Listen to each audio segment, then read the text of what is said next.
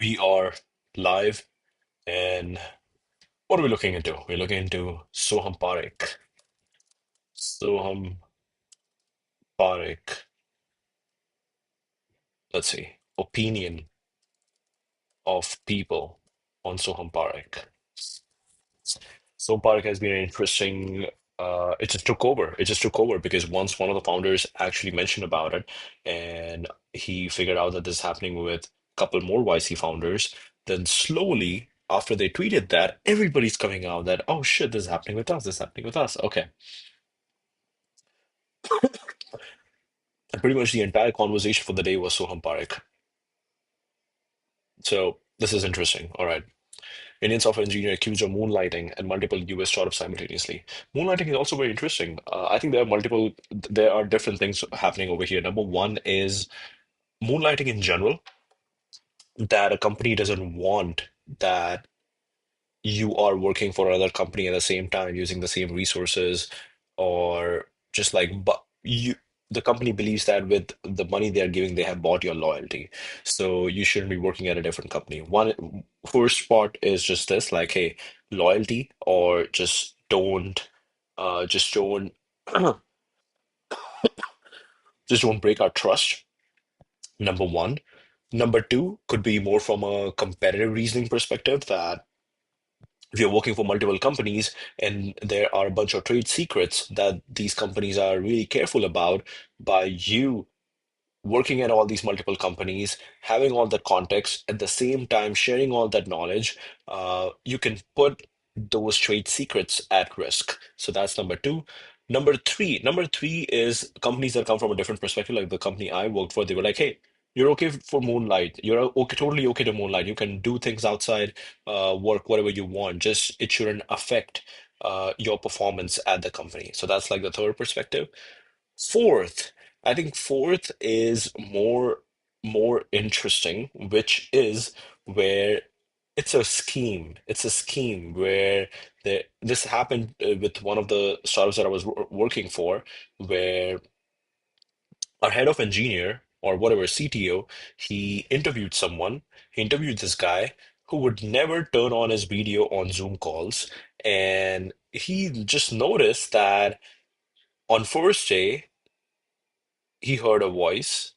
On the second day, he heard another voice that wasn't similar to the first one. So he's like, wait, this is not the same person. These are two different voices. So that's when you realize that there are literally, what do we call it?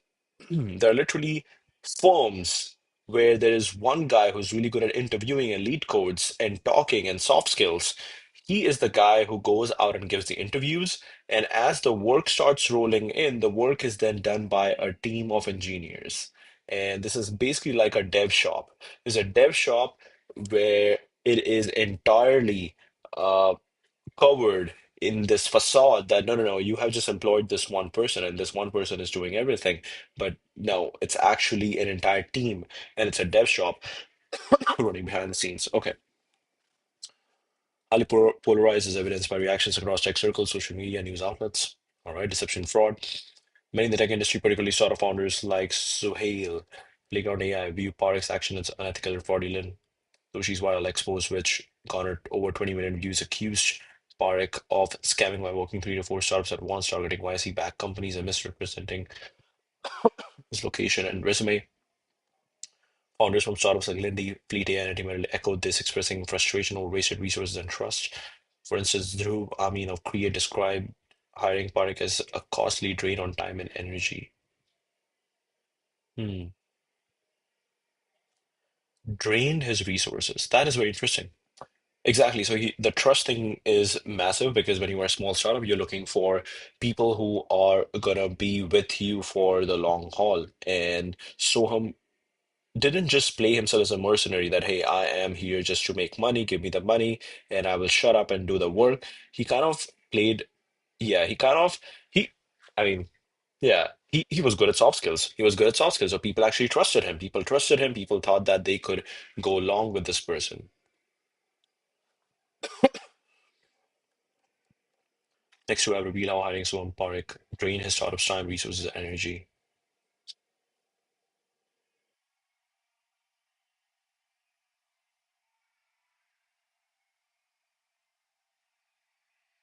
Building an AI agent in San Francisco, he was Eng number five, recommended by a recruiter, which lent legitimacy. He was eager and crushed our in-person pair programming on-site. I believe he's actually a good engineer.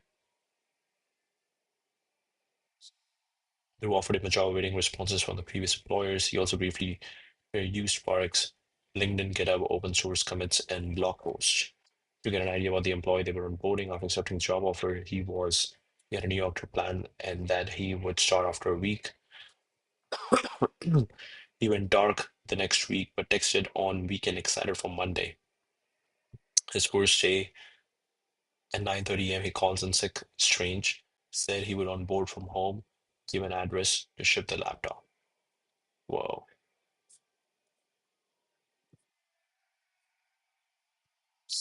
Our Soham Parik's story.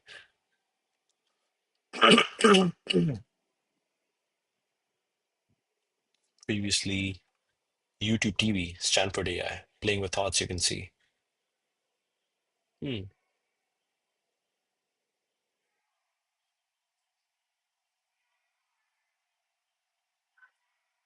Some have said this is the danger of credentials. We didn't care. We cared he could ship. Said catnip for founders like, I love what you're building, and I just want to build 24/7. Finally, someone to help carry the load. He gave references. I gave offer while waiting for responses for the first and last time. Settling GitHub open source comments blog post slightly. Maybe should have gone deeper, but startups need to offer fast to win. He accepted same evening, said he had an investigator plan and would start. He went dog the next week, but texted on weekend excited for Monday. His first at 9:30 a.m. He called in sick, said he went on board from home. It's so interesting that what is the job of a news channel, a news article like this now, where they are pretty much the most interesting concepts, the most interesting thoughts. The story is literally all in quotes, and all they're saying is said Dhruv, and just paraphrasing the same thing, and wrote Dhruv on X.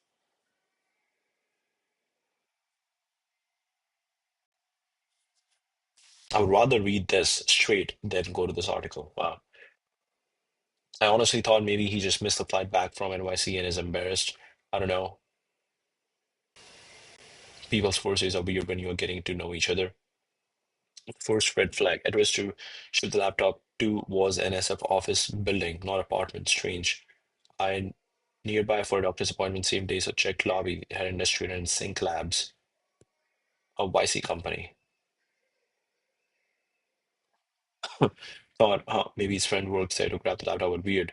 Next, his own calls to say too sick to work, going to sleep it off, but he was up to speed on base from yesterday. We said, cool. Maybe we just pushed the start date a week to recover. He said he would on board throughout the week. Next day, by chance, my co-founder notices his GitHub profile has a ton of commits in other private repos. Middle of the night, after saying too sick to work. His GitHub profile has a ton of commits in other private repos. Middle of the night, after saying too sick to work. That's when we noticed he had yet to clone our repo. He had public commits to Sync Labs documentation. He had yet to clone our repo. He had public commits to Sync Labs documentation. We called him up to ask what's up.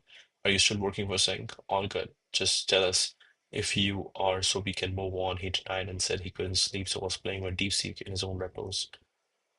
My co-founder was ready to move on then.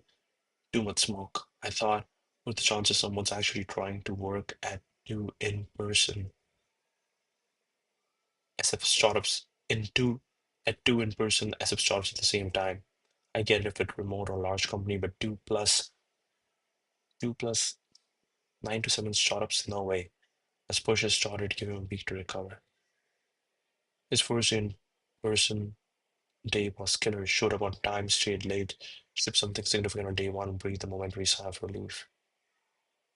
His first day in person was killer. Showed up on time, stayed late, shipped something significant on day one, breathed a momentary sigh of relief. The next few days, it all fell apart. Called in sick again, but said well enough to work. Told us he had just gotten diagnosed with a chronic condition and was really scared. Medication had him up all hours. He was waiting on his own approval and thought, at risk of losing that, wanted to support him and fell for him, but whole team was losing trust, late communication, weird signals. He then spent 2 days saying he was working on something from home. We knew should have taken him half a day max. Almost, always, almost ready, just testing something. Always, almost ready, just testing something. Finally, it started blocking the main. It started blocking the main thread. So my co-founder asked to take. Finally, started blocking the main thread. So my co-founder asked to take over his branch to get it done. Almost nothing had been done. Fine. It's too sick to work, but should have communicated that. So knew it was just straight up lie. He was working on it. One decided to call it for performance shadiness, but just to check, went over to Sync Labs and asked, "Hey, so I'm here." Someone said, "No, he's at home," as if he worked there.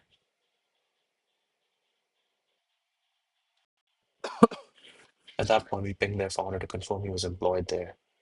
When we called someone, he denied it to the end, said Sync guys were just friends, either way we were out. In an ironic twist of fate, Sync dropped an Employee of the Month video same day that featured none other than Soham. Told him working 2+ days the same time was a breach of FTE contract. It's not going to process first payroll. No argument from him. He just tipped. I just a young kid who made a mistake. A few months later, a few other founders reached out about him, told them the story in private reflections. The whole thing was a drain of 1 month of time, focus, and energy. Only resources you have as startup so sucked.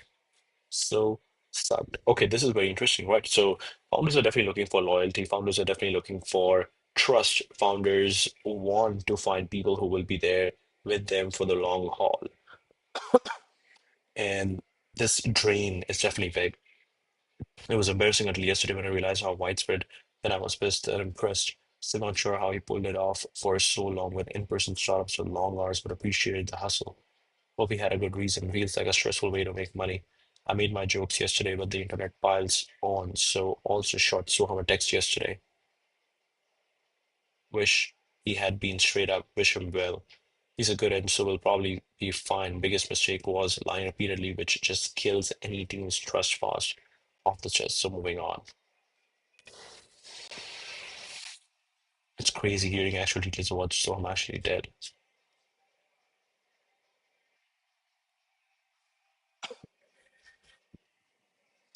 Not exactly this way, but many developers have a FTE plus three part-time jobs and obviously work on them during the day too, even if the other roles are part-time. I think many spend 3 to 4 hours per day on the job max. While unethical from their side, it also says a lot about today's corporate structure and how these guys can get away for so long so easily. Most of them not are not found out until a year or so.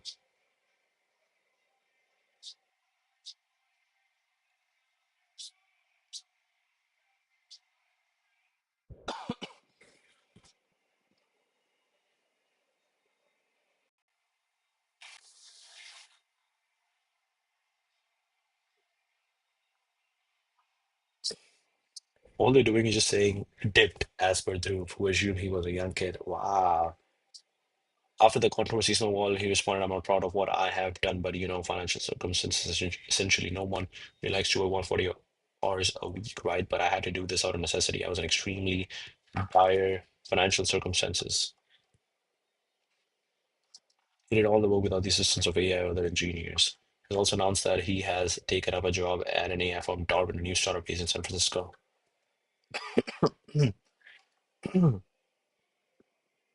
Okay, interesting. Exploitation of trust. Alex labeled Park as habitual liar who exploited the high trust environment of Silicon Valley startups stealing resources when they were most vulnerable. Some, like Jeff, see his case as exposing flawed hiring practices but still condemn him as a scammer, questioning why startups overlooked American engineers for him. Manipulation. Leaping AI's Arkady Telegin accused Park of emotional manipulation, claiming he fabricated a story about a drone strike near his home in Mumbai during the India-Pakistan conflict to guilt trip his employer. This further fueled perceptions of deceit. Wow.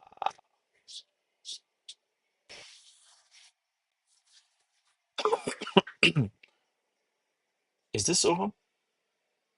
You don't know. Where's the original tweet?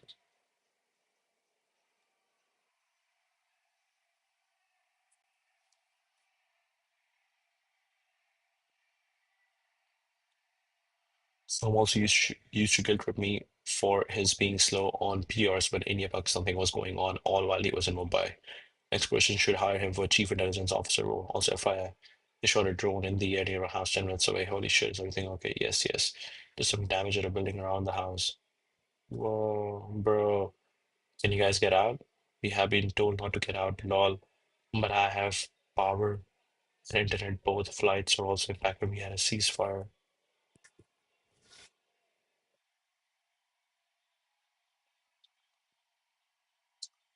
Yeah, this is such a drain on your resources. Like, you are wasting so much time over here, co-founder leaping AI. Context years that Mumbai was nowhere near the conflict, being thousands of kilometers plus away from Jammu and Kashmir.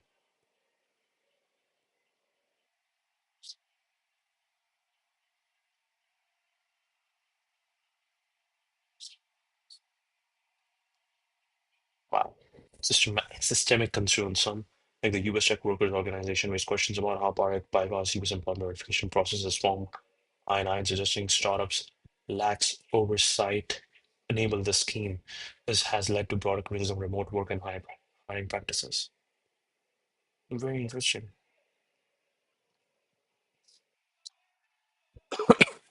Admiration for hustle, a segment of social media, particularly next we use Park as a yeah. Like if we talk about hustle, I think it's not really hustle, right? If you are not performing really well and if you're just causing a lot of drama and distrust for a lot of people, is that even hustle? That is not hustle. You are making the money, but you are losing a lot of trust with these founders. You have kind of scarred them. Segment of social media, particularly on X, we use Park as a clever figure who cracked the matrix of corporate inefficiencies. Users like Kadai Paneer and Pima praising of exploring the lower pressure of US jobs compared to Indian ones, allegedly earning 20x by juggling multiple jobs. They frame him as a modern day hustler navigating a flawed system. It's very interesting because if I think about it, that yeah, this is not peaceful. When instead of working, you're wasting all your time.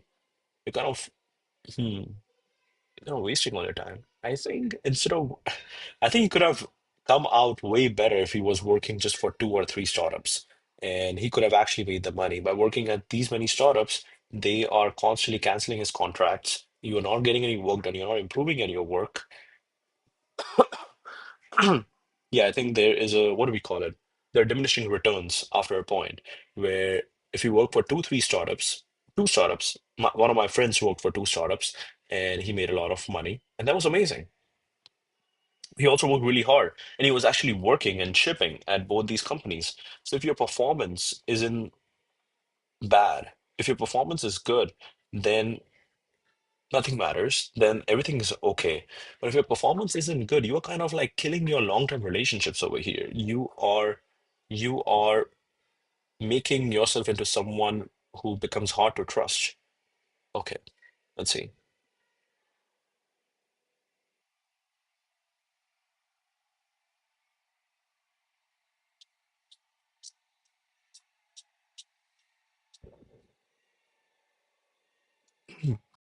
Tom Park is your average corporate Majdoor who cracked the matrix. Realized US companies give 10% the pressure of Indian ones, so he pulled a desi heist, hired a few devs, joined five companies, and started making 20x. I think if he could have hired a few devs and actually performed, yeah, yeah. It's not that he scammed people, it's more about the fact that he drained their resources. And I think for that, and that's the grudge that they will hold against him. If you could have hired these devs and made sure everything worked fine and work was actually being done, then it wouldn't be a problem. But yeah, I can understand like already you are a small startup and now so many of your resources are going into the fact that you are talking to this person, you are instead of focusing on your work, you are now being distracted by this guy's fake stories and fake sickness. Hmm. How a few guys joined five companies and started making 20x doing the same work he was overworking for here. Man really turned quiet quitting into quiet compounding. Low key top 1%, high IQ, zero noise. Okay. Park himself on a TV interview attributed his actions to dire financial circumstances, claiming he will work 40 hours a week out of necessity, not greed. Some like sympathize with his need to secure financial stability, comparing him to a mythical figure about smarts and unfair system. No one likes to work 140 hours. Da, da, da. Yeah, that was kind of weird. I saw that interview. It's like, mm-mm, mm-mm.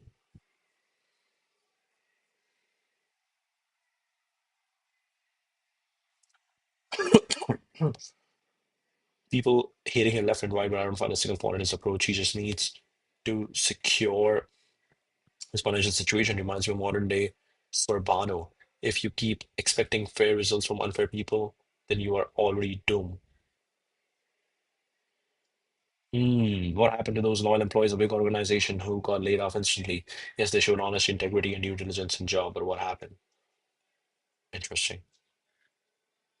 Critique of startups. Users like Priyanka argue that startups share blame for failing to conduct proper background checks, hiring repeatedly while others struggle to land a single job.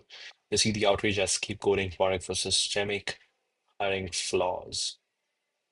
Redemption and talent. Despite the backlash, Darwin Studios hired Park as a founding engineer, with CEO Sanjeev Juneja praising him as a 10x engineer with potential to prove himself. It's interesting, like when people say he's a 10x engineer, because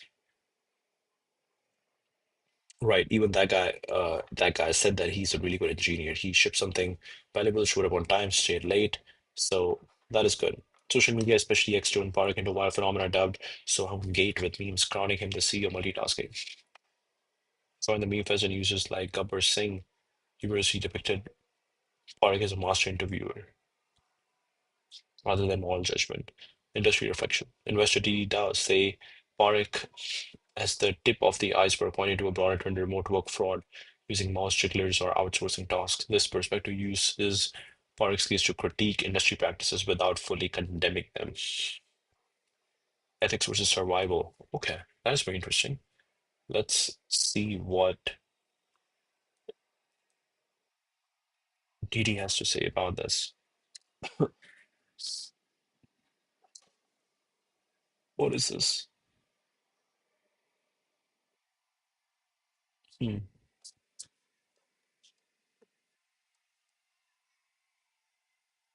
Microsoft needed 9,000 people to replace them with 14,000 H-1Bs, which is a misleading narrative. Most prediction renewals then need to be done every 3 years. Da-da-da.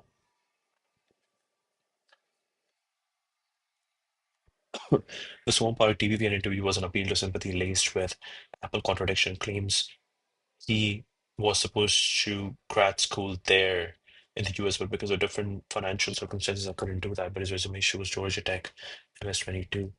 He claims he did it out of necessity of finances and says, I don't really care much about the money. I always took the lower pay, higher equity offer, and my equity would invest because I was not in America.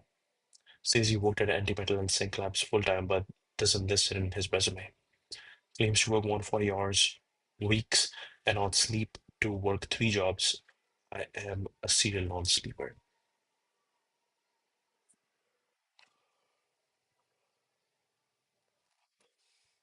All this while saying he didn't want to center dev for 6 hours in big tech. What I don't understand what that means, center dev. Okay. He's now going full time in Darwin Studios and is off on his redemption arc, and he'll definitely have to give him credit for pulling it off. Questionable, but definitely not easy.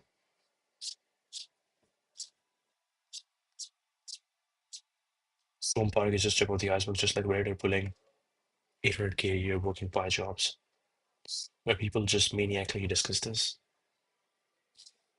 The overemployed playbook is well known: hardware, mouse jigglers, remote only jobs, AI, everything, camera off, async culture, week one PTO, focus work on calendar, keep LinkedIn obscure, outsource busy work, do the work quickly, deliver it slowly. Nothing from my end.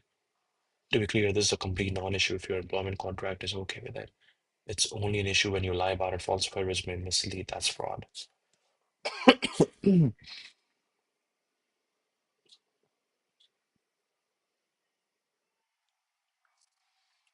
I jumped from 3 days to 5 days 2 weeks ago. I'm now maxing 3K a day. It's doable for me. Here's why I'm an expert in my field. I know how to solve problems in various forms. Clients, as I call them, know my value. If there's a problem or they need expert help, they like having me on the team. This expertise has come from 15 years of experience, but also 3 years of overemployment teaching me the latest methods of various software. I'm all remote off. This one day in the office BS, just say no. I tell them upfront that I'm a consultant. I won't be at the all hands meeting. I skip daily stand up calls. They know how to reach me if I'm needed. But I keep distance from the organization. I'll get a few tough things assigned in a sprint and solve them at some point over 2 weeks. They leave me alone. I'm determined and vigilant, never letting a plate drop, always checking emails and teams throughout the day, up early, working multiple time zones across the US. Here's the main point: no job should take too much effort, time relative to the return. This is also tied to stress. Are the demanding things unfriendly? Drop them. Keep applying for jobs. I went through a drought for about 6 months, then three hit fast.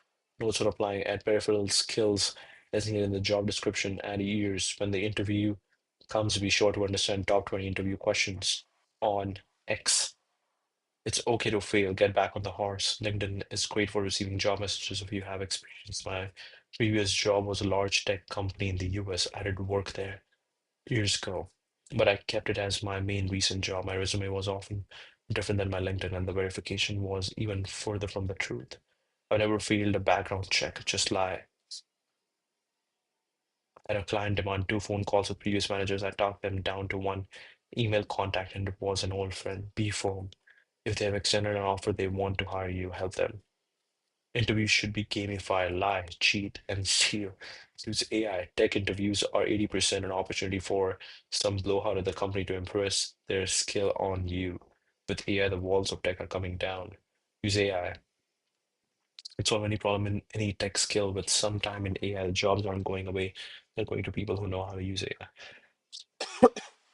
Wow. Ethics versus survival. Faking his US presence, possibly falsifying resume details and breach of contact contract, while supporters argue he was driven by financial hardship and exploited a broken system. The controversy highlights vulnerabilities in remote hiring, with startups admitting they were impressed by Park's interview skills but failed to verify his claims. This has sparked debates about transparency and accountability. Some Indian origin commentators like Prutika and Mihir suggest Park's actions reflect a dog eat dog in the engineering market where overpromising is common, framing his behavior as less shocking in that context. Dude Clear's interviews, Indian origin entrepreneur says truth of Soham Park is simple. Emerged as a Me Too movement for the US tech world, a US-based Indian origin entrepreneur Pritika Mehta wrote down the mystery and decided that the truth of Soham Park was pretty simple. Junior people working for him like a small temp shop. The curious case of Soham Park broke the internet after a US-based AI founder moonlighting for years, which means he has been working for several software companies at the same time, and he's not even in the US. His resume, when while credentials are not disputed, as he has been accused of fraud. Many Deo said Soham Park story did not surprise him at all. That's just how it goes with a lot of the Indian engineering market straight up. Some people are shocked by this, but if there's anyone who knows the Indian engineering market, the Soham Park stuff is like, yeah, of course, they do that. Exports starting a business in India in the past, but the lack of trust that I had in people dissuaded me. People overpromise and aren't afraid of overpromising and often stab you in the back to get their lunch. It's a dog eat dog world out there. I decided against starting a company in India because I determined I wasn't thick-skinned enough, also too rigorously honest as well to play that game. While US tech workers have been complaining about Indians eating up their jobs, the news of one Indian taking so many jobs in the US raised questions over the hiring and management of these startups. It's tip of the iceberg, pointing to a broader trend of overemployment, remote work, range from condemnation as a deceitful scammer to admiration as a resourceful hustler, with many using his case to critique Silicon Valley's hiring and remote work culture. Yeah, it's very interesting. Like, what would make you? Is this a life that you would want to live? Does this does doing this kind of thing make you go to bed with peace? If not, then maybe it's not worth it. Okay. Alex Finn. Alex Finn is from Creator Buddy. Stone cold loser. He's a habitual liar who stole from shops when they needed cash the most. He exploited a high trust society with low trust cheating. Now that he got caught stealing millions, he's begging for forgiveness. Deserves zero empathy. Rich corporate guy after working his ass off, like other while crack the matrix. He realized US companies give 10% the pressure of Indian ones, so he pulled a heist. Had a few devs join 5 companies and started making 20x doing the same work he was overworking for here. And really don't quite quitting into quite compounding. Hitting on Swamp Park is an easy way out. He was good enough to be hired by so many companies while when he can't even crack one out of interview. Companies didn't even bother the background check as long as he was getting his job done. No one bothered about his bad quality output till they came to know of his little sweatshop. And I know company founders who knowingly hire moonlighting developers for cheaper. System is flawed and everyone's taking advantage. Indictment of Silicon Valley hiring practices out that so many companies are this guy based in India over American engineers. He's not some elite talent, he's a scammer. Maybe these companies deserve this on some level. Basically, companies realizing they are paying someone to do a job which should take longer than it actually did. I don't see an issue if all tasks were completed and he was efficient. Extremely productive and hardworking people, so more so than the only people mad about some bugs are VCs and corporates where everyone else is a hero. Hmm. The new generation value their freedom more than anything else, which is why the future of work is going to be fractional companies who will have to pay premium for loyalty. There's another small part, but we were not ready for that conversation. Works 20 hours a day. Also, good Jew has an incompetent team behind and scammed 1.4 billion Indians into. Soham Park is the result of broken hiring process. It sounds like he knows the ways to get around AI rejection. He truly showed the flaw in the system, and the people with actual skills can't even get an interview. Maybe stop using AI to hire talent. Ooh, all right, that's a stream. That's a stream. The verdict on Soham Park. What are my thoughts? My thoughts are that I think there's a diminishing returns. So there are a lot of people who are doing moonlighting for 2, 3 companies, and some companies even say that modern companies understand that you do need some sort of stimulation. Everybody in this day and age have a side project. You got laid off from your job, you got fired from a job, you wanted to switch a job, you started working on a passion project, and now you found this job. That doesn't mean that you are only doing this job. You are constantly doing things on the side. There are passion projects. Even if you are working for the job, you might be cooking. You might be like, oh, I host dinners for people. Should you stop doing that? No, you should always do all the things that make you feel alive, that you want to do. And but the problem is, but the problem, not the problem. I think he was making money that is okay. I think definitely from a startup's perspective, they felt like they drain resources. It's hard for them to trust. I think they should also be more. But he was also guilt tripping them, which is like very bad because what if everything that he said was real and then they fired him and then this guy goes out and be like, oh, I was, and then he makes a post about it that, oh, I was down, my house got bombed, and then these guys have fired me. Yeah, this is very interesting stuff. But yeah, in general, he wasted a lot of time for founders, which is bad. He has definitely lost a lot of trust, especially from those people. And also, you have to just think about like what will make you go to bed. Two things. Number one, relationships, good long-term relationships, friendships, whatever you want to say. And number two, work. when you are able to do good amount of work, good work towards a purpose every single day. So he wasn't able to do the work, and he was not building long-term friendships, relationships with high trust people. He was actually cheating them. So yeah, he lost on both those two segments, but he made a lot of money. So if money's the only goal, then you're good.